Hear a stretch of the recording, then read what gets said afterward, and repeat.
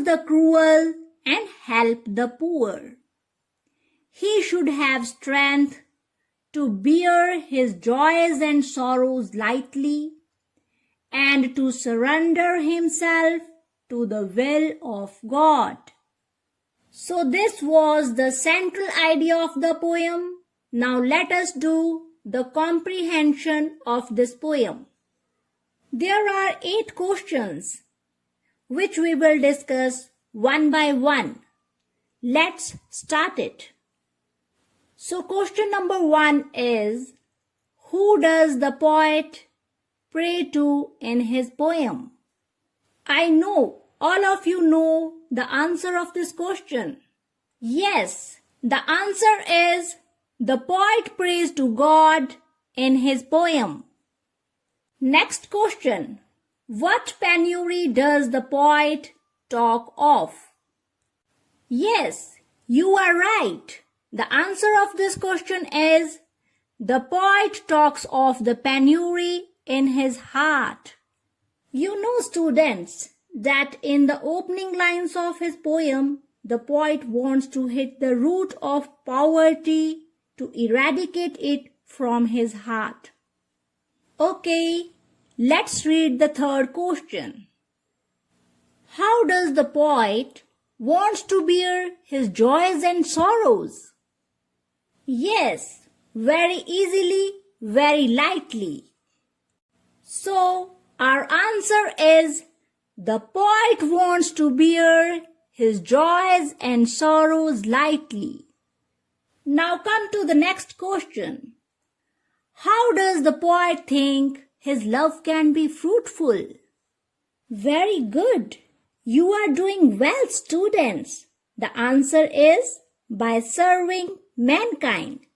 So we will write, the poet thinks his love can be fruitful by serving mankind.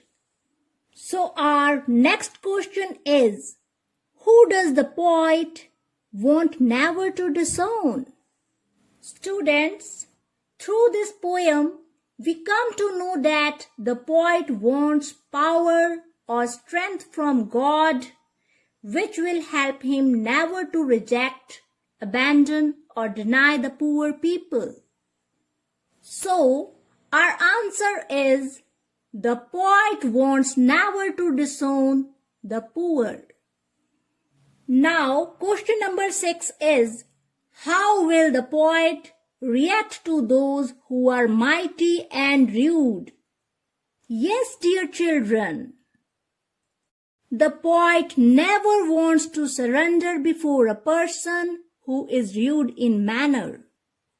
So, our answer is the poet will never bend his knees before the mighty and rude.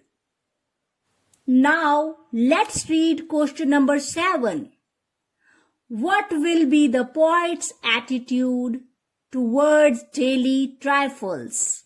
Students, all of you know that he doesn't want to indulge himself into useless daily trifles. So we will answer it as, the poet will try to raise his mind above daily trifles. Now the last question. To whom does the poet want to surrender and how? I know that all of you already know the answer. Yes, the answer is the poet wants to surrender all his strength to God's will with love.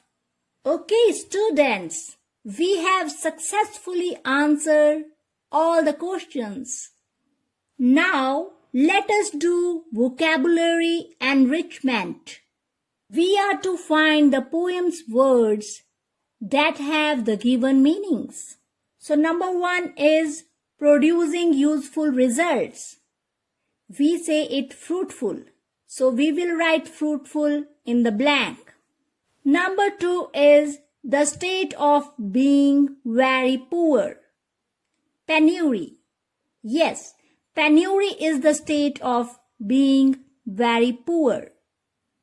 Number 3 is without being seriously worried or concerned.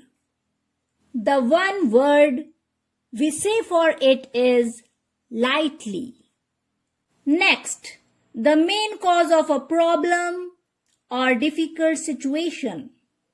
We call it root.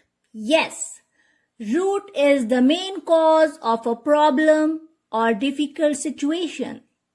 Number 5 is stop having connection with somebody or something. Its answer is disown. Number 6, the last one. What somebody wants to happen in a particular situation. So the answer is will. Here we have done the vocabulary enrichment too. My dear children, this great poem, which is actually a prayer to God, can make you a practical person, as this poem teaches essential lessons of life and also sets a path for the growth of humanity. So try to recite it again and again to learn it. And also write this poem in your notebook.